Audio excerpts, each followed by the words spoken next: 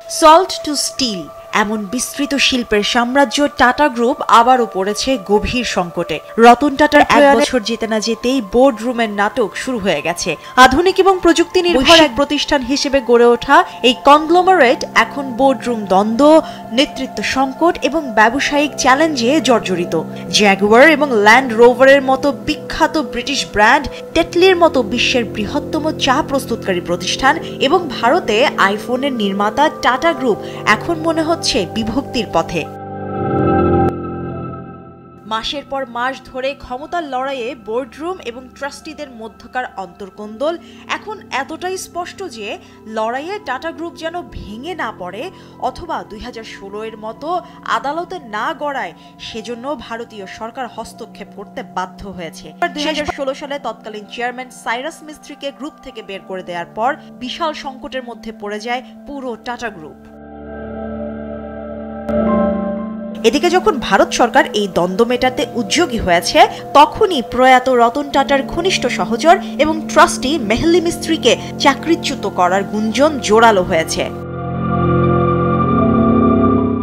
Maryland বিশ্ববিদ্যালয়ের অধ্যাপক মির্চা রায়ানো বিবিসিকে বলেন, টাটা গ্রুপের সিদ্ধান্ত কে বা কারা নেবেন, টাটা সন্স নাকি টাটা ট্রাস্ট, এটা বহু পুরনো অমীমাংসিত প্রশ্ন। টাটা গ্রুপ প্রাতিষ্ঠানিক কাঠামোগত দিক থেকে বিশ্বে বহু আগে থেকেই নজির সৃষ্টি করে এসেছে।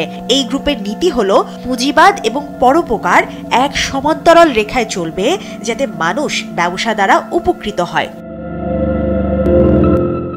এমন এক সময় টাটা গ্রুপের অন্তর্কোন্দল সামনে এসেছে যখন গ্রুপটি ব্যবসা প্রসারিত করতে সেমিকন্ডাক্টর এবং ইলেকট্রিক যান খাতে বিনিয়োগ করার কথা ভাবছিল। 2016 সালের সংঘাতের মতো এবারও দ্বন্দ্বের মূল কারণ বোর্ডে নিয়োগ, অর্থায়ন অনুমোদন এবং টাটা সন্সকে শেয়ার বাজারে তালিকাভুক্ত করা নিয়ে মতভেদ। বর্তমানে টাটা সন্স 26টি তালিকাভুক্ত কোম্পানির মূল হোল্ডিং প্রতিষ্ঠান, যার সম্মিলিত বাজার মূল্য প্রায় 328 বিলিয়ন মার্কিন ডলার।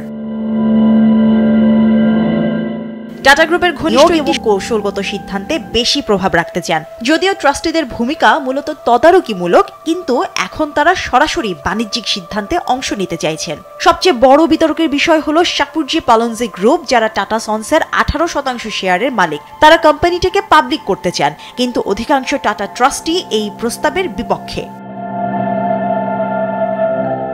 বিবিসি জানায়, শেয়ার বাজারে তালিকাভুক্ত হলে টাটা ট্রাস্টের সিদ্ধান্ত গ্রহণের ক্ষমতা কমে যাবে, দীর্ঘমেয়াদী দৃষ্টিভঙ্গি ক্ষতিগ্রস্ত হবে এবং প্রতিষ্ঠানটি মুনাফা চাপে পড়বে।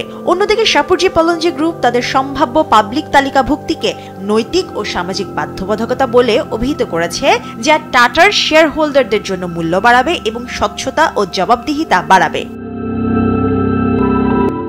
টাটা সন্স এবং টাটা ট্রাস্ট কেউই এই বিষয়ে এখন পর্যন্ত মুখ খোলেনি। তবে অধ্যাপক রায়ানুর মতে এই দ্বন্দ্ব টাটা গ্রুপের এক বাস্তব সংকটকে সামনে এনেছে।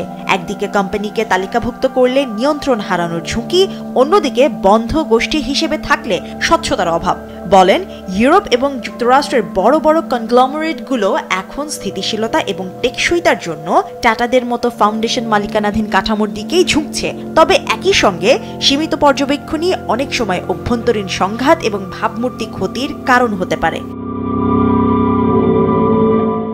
এদিকে চলতি বছর এয়ার ইন্ডিয়ার ভয়াবহ বিমান দুর্ঘটনা এবং যুক্তরাজ্যের টাটা মালিকানাধীন জ্যাগুয়ার ও ল্যান্ড রোভারে সাইবার হামলার কারণে ব্রিটেনের গাড়ি উৎপাদন 70 বছরের মধ্যে সর্বনিম্নে নেমে এসেছে। একসময়কার সাবেক চেয়ারম্যান সাইরাস মিস্ত্রির সঙ্গে ঘনিষ্ঠভাবে কাজ করা বিশেষজ্ঞ দিলীপ চেরিয়ান বিবিসিকে বলেন, এই দ্বন্দ্ব টাটাদের সাম্প্রতিক ধারাবাহিক সংকটের তালিকায় নতুন সংযোজন। এয়ার ইন্ডিয়া দুর্ঘটনা, জ্যাগুয়ার ল্যান্ড রোভার JLR এর সাইবার আক্রমণ, সব মিলিয়ে ব্র্যান্ড ইমেজ ক্ষতিগ্রস্ত হচ্ছে।